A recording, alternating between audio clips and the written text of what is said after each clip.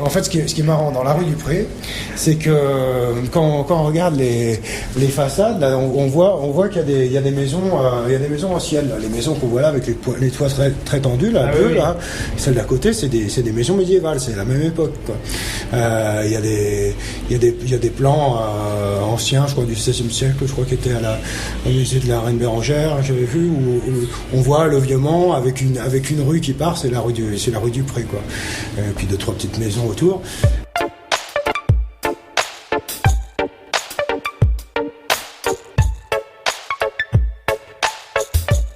Chroniques urbaines.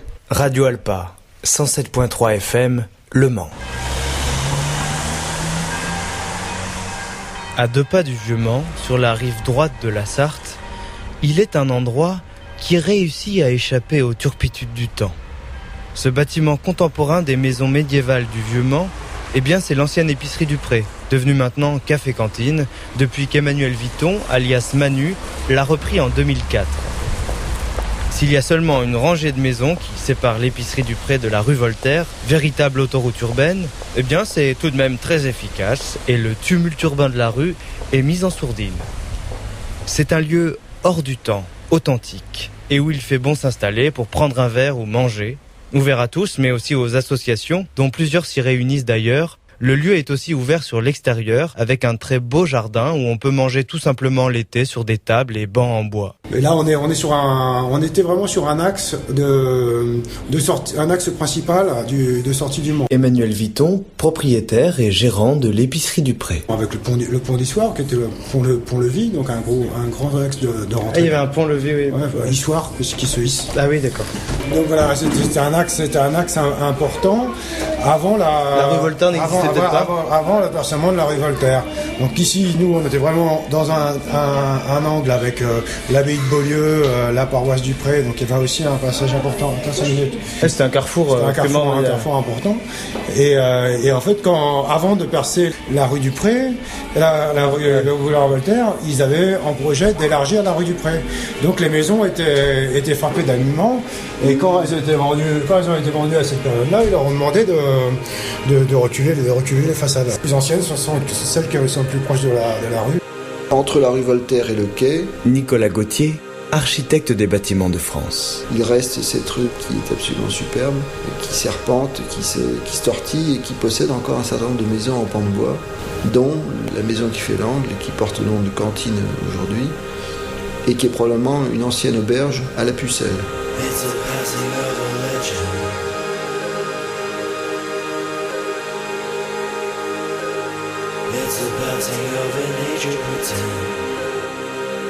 Et sur un quartier ancien de la ville que l'on connaît pas trop. Oui, parce que c'est un quartier qui a été profondément déblayé à la fois par la construction du quai Amiral Lalande et du quai qui lui fait face. Le quai a été créé au 19e, quai qui n'existait pas, parce que c'était des terrains qui s'avançaient tranquillement vers les bords de Sarthe. Et la rue qui est dans l'axe du tunnel est un percement postérieur d'ailleurs au tunnel, donc dans les années 1880, fin 19e, qui a donc profondément bousculé tout l'habitat médiéval dans ce secteur. Rue Voltaire, non ? C'est pas La ça, rue c'est Voltaire, exactement. La rue Voltaire, l'auberge à la Pucelle, c'est tout simplement le nom que l'on donnait après la guerre de 100 ans, ayant celle qui avait sauvé la France. Mais en même temps, la Pucelle, c'est un poisson. Donc à Tours, il y a des restaurants, il y a des cafés, des auberges qui étaient des restaurants à la Pucelle, et qui était effectivement un jeu de mots entre le poisson et Jeanne d'Arc. Ce café-là était à l'enseigne de Jeanne d'Arc, c'est très clair, donc à l'enseigne de la Pucelle, du fait des armoiries qui sont présentes sur le pilier, qui sont simplement les armes de Jeanne d'Arc, une épée posée en pal, pointe en haut, avec une couronne au-dessus, et accompagnée de fleurs de lys royales, évidemment.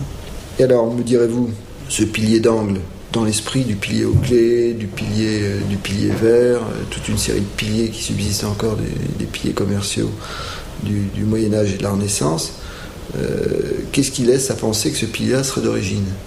Pourquoi il ne viendrait pas d'ailleurs ? Il y a une raison très simple pour laquelle il ne vient pas d'ailleurs, il ne peut pas venir d'ailleurs, c'est que la rue avec laquelle il fait l'angle affecte un angle très léger dont tient compte le pilier. Le pilier est taillé en angle, exactement le même angle que la rue. D'accord. On ne peut pas venir d'ailleurs. Donc la réponse à la question qui torturait les propriétaires est une réponse assez simple, mais définitive. Le pilier est bien à sa place. Je ne sais plus si vous voulez préciser la date de construction, enfin estimée.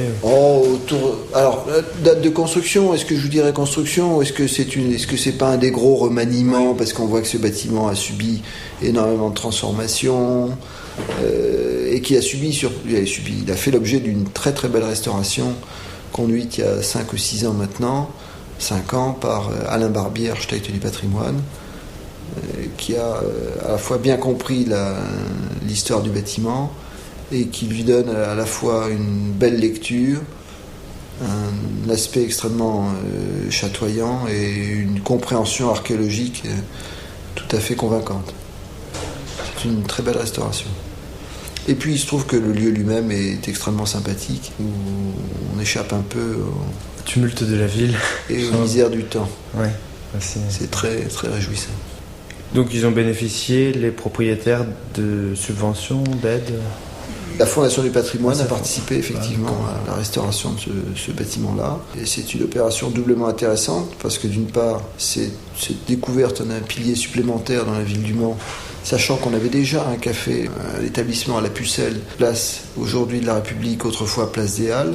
Et donc il apporte en même temps un témoignage tout à fait intéressant de l'architecture médiévale qui subsiste encore sous la peau des enduits ciment, qui déshonore encore un certain nombre de bâtiments de cette rue, et que très probablement dans les années qui viendront, les propriétaires auront envie à la fois de pétarder et de restituer ce qui se passe en dessous, pour contribuer là encore à donner à cette rue un peu plus de lustre et de faste.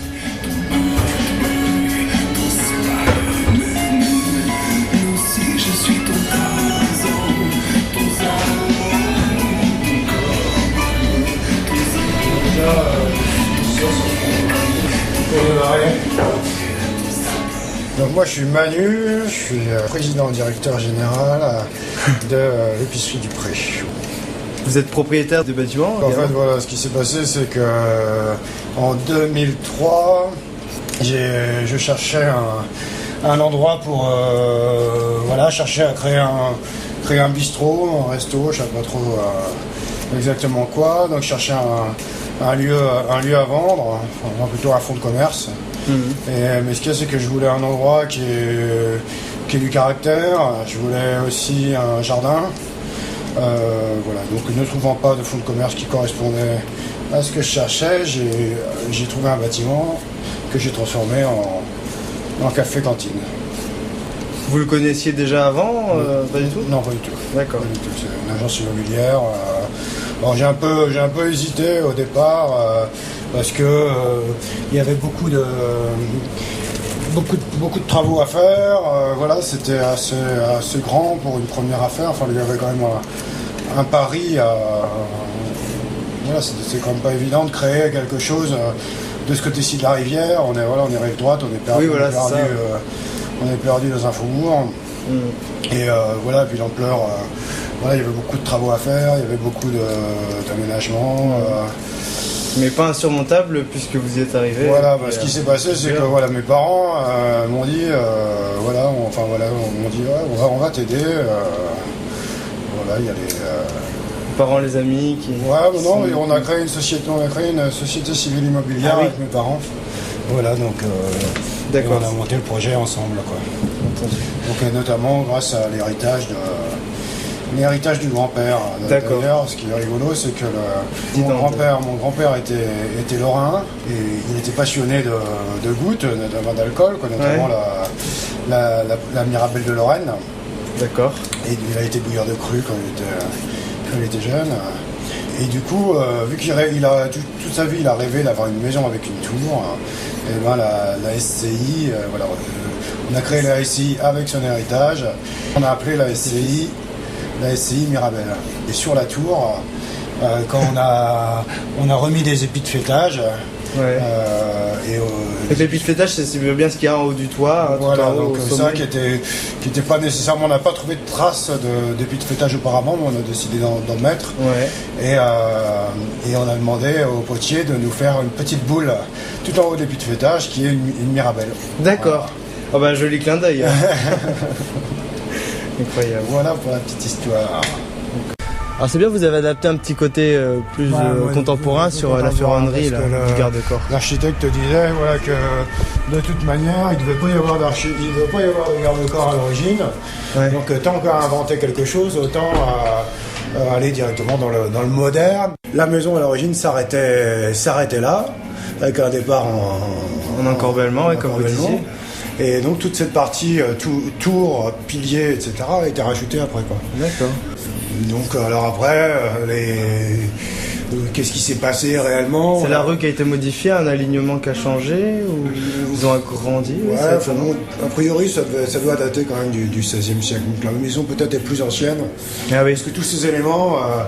alors bon, il y avait des hypothèses. Nous, quand on a fait donc la restauration, donc on a été encadré par Alain Barbier, qui est architecte du patrimoine, qui est spécialisé voilà, dans la restauration de monuments anciens. Et pour faire la restauration, on a fait d'abord une étude historique. Donc on a recherché des gravures anciennes, on a recherché des descriptifs notariés, des choses comme ça, mais on n'a pas trouvé grand-chose. Donc après, une fois qu'on a eu fait ça, il a fait les relevés, il a fait des projets, et on a commencé à piqueter la façade, mais délicatement pour retrouver les traces d'enduit, des traces de comme l'archéologie du bâti, c'est l'archéologie du bâti. Et voilà, et à partir de ce qu'on a découvert derrière les enduits, on a fait une modification de permis de construire, voilà, pour affiner un peu les derniers détails, parce que l'objectif était de restaurer et non pas de rénover, quoi. Oui, bien sûr. Oui, vous voulez respecter parfaitement le lieu qui était ce que vous recherchiez d'ailleurs, un lieu avec du caractère et puis un passé. Ouais, à l'origine il y avait des chambres, j'ai fait des chambres d'hôtes quand j'ai fait les travaux. J'ai aménagé les combles, mais c'était sans en avoir réellement l'utilité. Du coup, pour les utiliser, je les ai loués en chambre d'hôtes. D'accord. Et d'ailleurs, ça marchait modérément, les chambres d'hôtes. Les gens, parce qu'en fait, mes locataires ne voulaient plus partir. J'ai eu plusieurs fois des gens, ils venaient une semaine, et puis après, ils prolongeaient encore une semaine, et puis voilà, au final, ils passaient un an. Ah d'accord. Ah, oui. Donc c'était plus, ouvert. D'accord, et ça plaisait beaucoup. Ça plaisait beaucoup. D'accord. Voilà, donc le dernier, il est resté un an, et du coup, vu que maintenant, je suis venu habiter là à partir depuis cet été, là. D'accord. Donc j'habite là avec toute ma famille. J'étais obligé de chasser mon locataire, et du coup, il a pris une location à 20 mètres. Voilà, parce qu'il ne voulait plus partir. Il est toujours imprégné du lieu, puis du quartier. Voilà. Ouais. Ici, il y a un truc rigolo, c'est que quand j'ai acheté la maison, le pilier était caché. Il était caché par une devanture en bois, un peu comme celle qu'on voit de l'autre côté de la rue, donc les anciennes devantures de magasins. Ah oui, 19e, assez, comme ça. Voilà. Mais les gens du quartier disaient, c'est la maison où Jeanne d'Arc a dormi. J'ai dit, ce qu'il me raconte, ça c'est la légende populaire, Jeanne d'Arc et Napoléon, ça peut être n'importe qui. Et c'est vrai qu'après, en découvrant le pilier qui était caché depuis bien 150 ans quand même, quoi, qui avec des armoiries qui s'apparentent à celle de Jeanne d'Arc, c'est quand même assez troublant. Quoi. La mémoire populaire elle correspond bien à quelque chose, véhiculé quelque chose sur 150 ans. D'accord. Incroyable, quoi. Mais de toute façon, en fait, les maisons que vous me montriez, parce que c'est marrant, parce qu'on voit dans l'alignement, on n'est pas si loin en fait que ça du vieux Mans, et puis de son côté nord. Elles ont les colombages bien mis en valeur quand on est vraiment sur le côté du vieux Mans, un peu comme vous avez fait, alors que celles qui sont proches de chez vous ont encore un enduit qui cache tout. Un enduit hydraulique et puis qui laisse pas apparent. Qui les abîme. Mais je suis la seule maison qui a été restaurée dans les règles de l'art. Dans ce quartier, c'est celle-ci. Mais il y en a plein la rue, des maisons de la même époque. Ce lieu, cette rue, et même ce quartier de la rive droite, à 150 mètres de la cité Plantagenet, gagnerait à être encore plus connu et mis en valeur dans la ville du Mans. On imagine facilement un quartier embelli et dynamisé que les flâneurs et touristes n'hésiteraient pas à venir visiter en traversant la Sarthe. Embelli, pourquoi et comment ? Eh bien, pour qu'il n'y ait pas seulement les voitures qui le traversent, pour que ses habitants bénéficient d'un environnement plus agréable, apte à attirer les visiteurs et à créer plus de vie. Embelli par la démolition, par exemple, de cet immeuble disgracieux qui fait tache avec son parement de cailloux et sa forme austère à l'angle du quai Ledru-Rollin et de la rue du Pré. Remplacé par un bâtiment moins massif et plus respectueux des mancelles qui l'entourent et de l'architecture du quartier, et ou par une place, un square, l'endroit serait déjà beaucoup métamorphosé. Embelli aussi via un programme d'aide à la rénovation des façades anciennes qui sont le plus souvent camouflées sous des gangs de béton, des enduits ou crépis qui, pour couronner le tout, emprisonnent l'humidité à l'intérieur des murs, à l'intérieur de vos bâtiments. Embelli encore par la requalification ciblée de voiries en rues semi-piétonnes ou piétonnes et par l'installation de commerces ou d'équipements publics. Une renaissance, somme toute, à portée de main. Pour ce qui est des aides à la restauration de vos façades, la ville du Mans ne propose pas à l'heure actuelle de subventions en ce sens, mais vous pouvez vous rapprocher de la Fondation du patrimoine qui peut vous aider dans vos rénovations par une défiscalisation de 50 à 100% du montant des travaux ou par une subvention si vous n'êtes pas imposable ou payez moins de 1 300 € d'impôts par an. Pour pouvoir bénéficier de ce programme de la Fondation du patrimoine, vos bâtiments doivent être visibles de la voie publique et, chose importante, vous devez attendre l'octroi du label pour commencer vos travaux. Ce n'est pas rétroactif. Pour contacter l'antenne régionale de la Fondation, un seul numéro, le 02 41 19 77 39. Un autre organisme est l'Agence nationale de l'amélioration de l'habitat. Il propose des aides aux propriétaires occupants et propriétaires bailleurs dans le cadre de travaux de lutte contre l'habitat très dégradé, mais aussi si vos travaux coïncident avec une volonté d'améliorer la performance énergétique de vos bâtiments, et donc l'isolation. À titre d'information, le revenu fiscal de référence pour un couple propriétaire-occupant ne doit pas excéder 26 573 € pour pouvoir bénéficier de ces dispositifs. Vous pouvez contacter la délégation locale de l'ANA au 02 43 78 87 74. Vous pouvez retrouver toutes ces informations et réécouter l'émission sur la page de Chroniques Urbaines sur radioalpa.com et il y aura le lien de toute façon vers la page Facebook de l'émission que je vous invite à regarder si vous voulez plus d'informations sur chacune des Chroniques Urbaines. Merci de votre écoute et à la semaine prochaine